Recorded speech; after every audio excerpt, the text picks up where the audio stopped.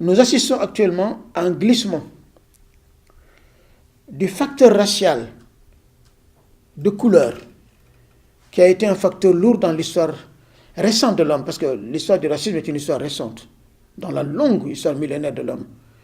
Et maintenant, dans l'époque moderne, actuellement, ici et maintenant, on glisse vers l'amalgame entre les facteurs de couleur, de culture et de religion. Le facteur religieux prend une importance absolument capitale. Et donc, il faut déconstruire cet amalgame-là, parce que c'est le cocktail le plus dangereux. Et donc, le déconstruire signifie faire deux choses. Un, savoir qu'il y a une instrumentalisation politique de la race ou de la religion, en tout cas de la diversité. Et que surtout depuis le 11 septembre 2001, les vieilles cultures racistes qui avaient semblé avoir été combattues, mais nous savons qu'ils n'ont jamais été combattues en profondeur, la peur qui est venue du 11 septembre 2001, a littéralement redonné de la force à ce vieux sentiment de peur. Et ce sentiment de peur a été instrumentalisé par des hommes politiques. Et on sait maintenant que le racisme fait élire. Et que beaucoup de partis politiques dont l'agenda est ouvertement raciste ou xénophobe, en jouant sur la peur, se font élire. Dans tous les continents du monde, et surtout particulièrement ici en Europe, en se basant sur les vieilles constructions des intellectuels européens. Donc, reconnaître cette construction-là et cette instrumentalisation politique, c'est très important. Mais on ne doit pas s'arrêter là. Il y a aussi l'autre phénomène qui est la légitimation intellectuelle. Parce que ce à quoi nous assistons actuellement, c'est à l'existence d'intellectuels, de chercheurs éminents, de philosophes. Je ne veux pas citer de nom pour ne pas vous créer des problèmes.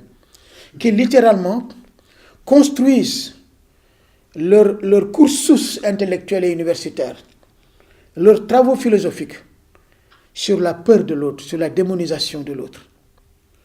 Et donc légitime le racisme.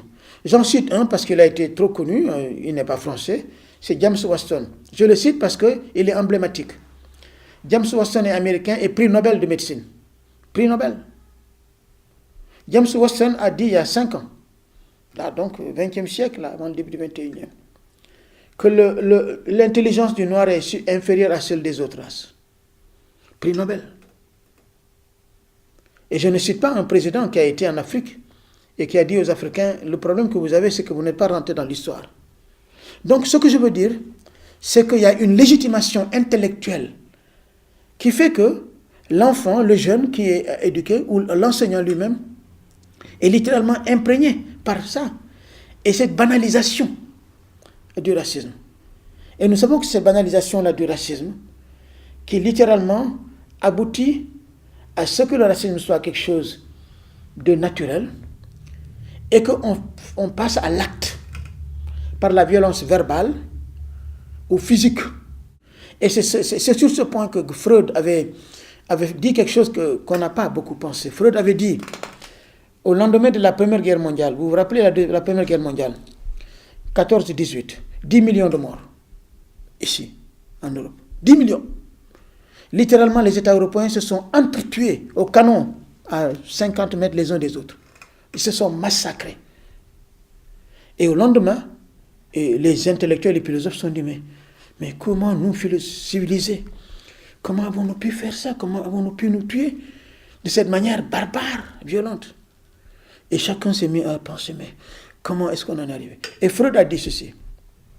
Il a dit, en anglais, it is not that we fell so low, but it is that we never were so high as we thought. Il a dit, ce n'est pas que nous soyons tombés si bas en nous entretuant, entre guillemets, mais le fait est que nous n'avons jamais été aussi élevés que nous pensions. Ça veut dire que nous n'avons jamais été aussi civilisés que nous le pensions. Et il est revenu à sa notion de la bête intérieure, qui dort toujours et qu'il faut combattre en permanence. Et c'est ce que aussi, sans abuser des citations, Bertolt Brecht, et c'est ça, ces choses-là que les enseignants doivent enseigner aux gosses, a dit après l'Holocauste et puis la Deuxième Guerre mondiale, il a dit, le ventre est encore fécond, d'où est sortie la bête immonde. Ce qu'il a voulu dire, c'est que le ventre qui a fait naître le nazisme, même si le nazisme a été vaincu politiquement et militairement, que ce ventre-là est encore fécond, d'où est sortie la bête immonde. Et nous le savons maintenant que le racisme n'a pas disparu et demande d'autres approches. Et c'est celle-là, je pense, que nous avons tenté de proposer.